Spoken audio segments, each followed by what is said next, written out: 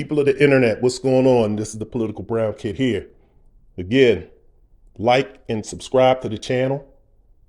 Definitely appreciate it. I love appreciating having a good community to talk to and fellowship with, even if it's virtual, even if we got to type and we can't talk audibly and we can't see each other. At least we can interact with one another. Everyone needs human interaction. So what I want to drop this video on today is um, just to illustrate. I've been wanting to do this for a minute, just to illustrate just how the treatment of particularly black. I'm going to focus on black males, but this probably applies to you black females as well. Just as far as how we hold our own to different standards. We hold our own people to a different standard. And what I mean by that is this. I'm going to give you two quick examples. Again, and I've said this in a previous video before, but when Nas first came out, and of course he had gotten into his rap altercation with that other person, I don't even like to mention that person's name. When they got into that altercation with that individual, all of the questions revolved around Nas's street credibility. They was trying to destroy his career by trying to get rid of his street credibility. And if you notice that that's been prevalent in the rap game, and it even goes on today with these new age rappers. Everyone has to have that street credibility.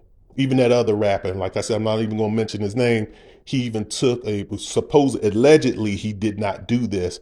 He even, took the crime for stabbing Lance Rivera and seemed happy to participate in a perp walk because it increases just your street credibility. Rappers love to brag about catching cases, catching charges, about busting guns, doing this, doing that, because it increases their credibility with their people. And if you don't have that street credibility, even with females, they view you as a nerd, they view you as a lame, they view you in such a negative light. But on the flip side of that, Eminem, and don't get it twisted, I like Eminem. I think he's a talented rapper.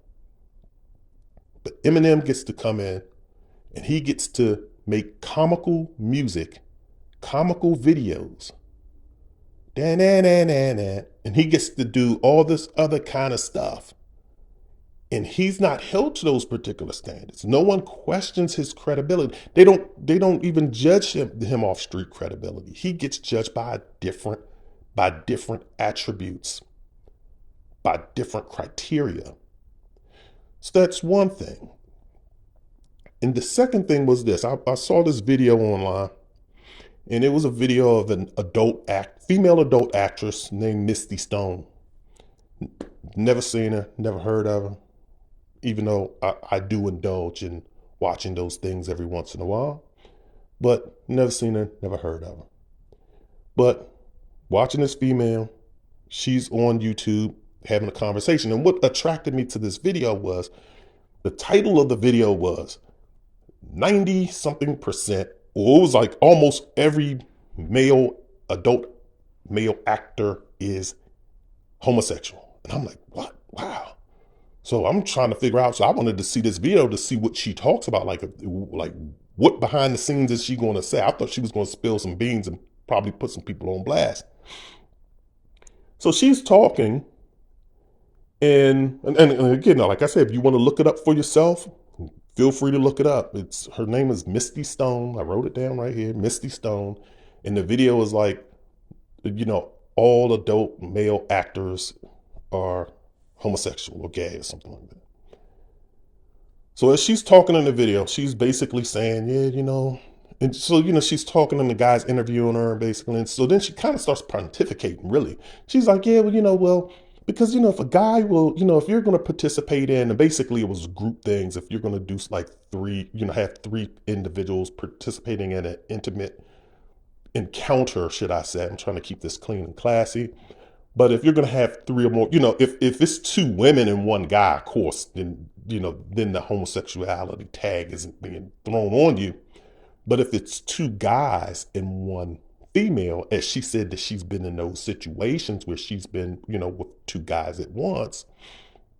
And she's like, you have to be, because if you're allowing another man's, appendage to touch yours and, you're touching each other while we're having these intimate moments. And of course, she's not using the language that I'm using, but I'm trying to keep this clean.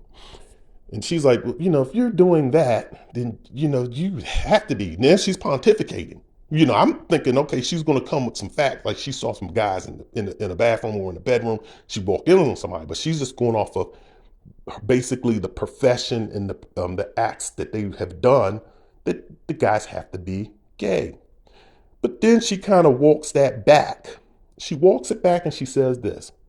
Well, because then I think the guy asked her about, he brought race into it. And I think he said, well, what about the white guys? And blah, blah, blah, blah, blah. I think he brought some things like that. So then she said, no, I don't think the white guys are, they're just that freaky. They just do freaky stuff like that. They just do freaky stuff like that. So she excludes the white guys. And basically, and again, she's making allegations. You're just excluding them because you think that they just weird and freaked out like that. You're like, they just do stuff like that. But now she's saying, but for black guys to do stuff like that they are homosexual or gay. Again, we're held to different standards. So I'm bringing that up to say this, to bring this thing full circle. I've noticed that lately now, you see more and more black women defecting. And again, I did a PSA. Why do we need to announce that we're quitting our own race? So you see a lot more black women. And when I say black women, I'm talking about black women.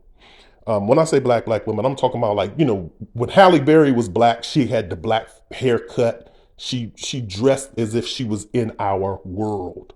Now you look at white Halle Berry after she done had her white man and been with all these white men in all these white movies. She wears her hair like a white woman. You can look at Quincy Jones's children, Kidada Jones versus Rashida Jones. One of them obviously lives in a black world. One lives in a white world. So what I'm trying to say is that when you see black women online now, that they look like real sisters. They got the hair in braids. They're dressed like, in our culture. And they're like, we're looking for the white man. And you see them actually when they're with a white man, and I've even seen it out in public. Like when a black man tries to get with a black female, he has to be dressed to the nines. He has to look right. He has to his appearance has to be impeccable, and he has to carry himself in a certain way. And then once they get tired and frustrated, or number one, to be honest with you, that the guys, if you're no fun to be with, quote unquote fun to be with, and I don't know what that is, but a lot of them, they look at us as not being fun, so they go with the guys that aren't worth, being with, period. But they give them a shot, the black guys, and then when those black guys show them negative or unhealthy relationships, they just they don't say, well, let me quit the black guys that act like this and let me date the black guys that are like this. Let me give those guys a try. No, they'll just say, I'm bypassing those black guys. I'm just going straight for the white guy or the Asian guy. And this is their pecking order. They'll go white guy. If the white guy's not available, they go to the Hispanic guy. If the Hispanic guy's not available, they go to the Asian guy. Asian guy's not available. And then they'll and if those three categories aren't available, they'll just say, hey, I'll just rather be single and date me a thugged out dude and have my fun on the side, but I'll just stay single for the rest of my life. I'm not even going to give these other guys a try because he may be heavy set, or he has a big nose or big lips, or, he's no fun to be with, whatever that means. He'll take you out and he'll treat you right. He may just do DIY projects around the house, but he's no fun. And this is what I've been seeing. I swear I've been seeing it. Like, and when I say they date a white guy, they're dating a white guy. I've seen them where they're dating guys that look like surfers. These guys are in surfer clothes. They got mullets. They look like they came straight out of West Virginia. And here she is in Chanel and Gucci, or she's in her, fashions that, black people typically gravitate towards. She's dressed like your nice, beautiful sister, and she's with this guy. And again, some of these white guys are even heavy set. They're out of shape. But yet it's like for black guys, they don't get those shots to be with these females. They're even dating, like I say, short Asian guys, but then they'll tell a brother, you got to be 6 feet or 6'2", and she's 5'5", and you may be 5'10" or 5'9" or 5'8", but she won't give you a shot. But then she'll date a shorter Asian guy, or even a shorter Hispanic guy, even a short white guy. I've seen it. And the two examples that I'm going to give, also to kind of back this up, there's a post online right now. It's a 24, I think she's 24 or 25-year-old female. It's an article. Go look it up. 24, 25-year-old black female is in love with an 85. I think he's 81 or 85. I think he's 85, but it may be 81. She's in love with an 80-something-year-old man. And they have videos online of them riding around in the car, having fun. They're in the house. She tongue kisses him in the house. This is online. There's another video that I got actually from another person's page. And I'll kind of put the picture up, but I wanted to do a video on this one. Was this black female? She's riding around with this hillbilly white dude. And I think they live in Ohio. They must live in the sticks. They don't live in the city. Because he looks like he's straight out the country. I can only relate to West Virginia because I'm on the East Coast. But he looks like he's straight out of the country, or the southern parts of Virginia, backwoods. And she riding around with him, and they're telling, basically he did a video of him, and he's laughing and amused by the fact that he wanted to stop to help a black male out, but his black female girlfriend or wife, whatever she is, told him don't stop for that N-word. And she's saying this to a white man. The video's out there.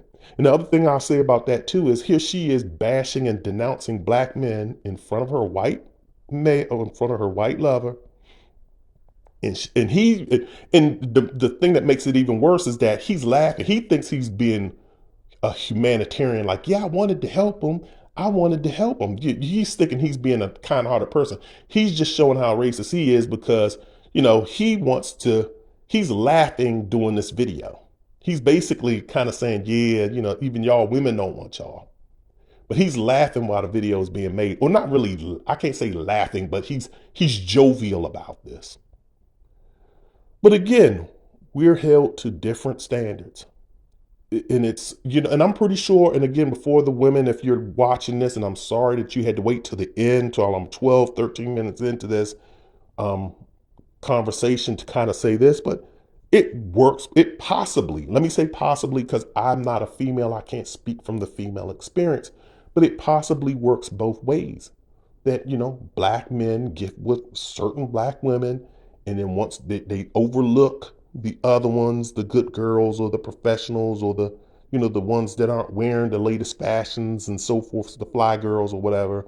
And then once they, get a negative perception of these black females, and they say, well, because she has an attitude, because you pick the ones from the hood, you pick the gold diggers. And then once you get tired, you don't jump to the regular black chicks, you jump straight for the white girls, or you jump straight for the Asian girls.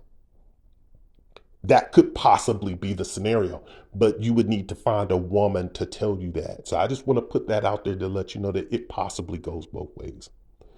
But we need to get to a point where we can say, how do we fix this as a race? And that's why, again, I'm so against, like I said, we're not ready for interracial relationships. We need to work, as Malcolm X tried to tell us before, and I shouldn't say we, because I wasn't even born. Those civil rights Negroes, they fell for Martin Luther King and his antics, should I say. But you can't just go from being messed up in the head and not receiving any psychological or emotional assistance. You didn't even receive financial assistance, yet alone any psychological help. And then you want to jump in and try to integrate with other people and hold hands with everybody. You have to work on yourself first before you can work with others. They'll tell you that if you fly on an airplane, put your mask on first.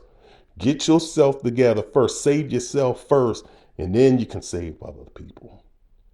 So again, this is the Political Brown Kid. I'm going to wrap this up. Leave me some comments. Take care. Be well.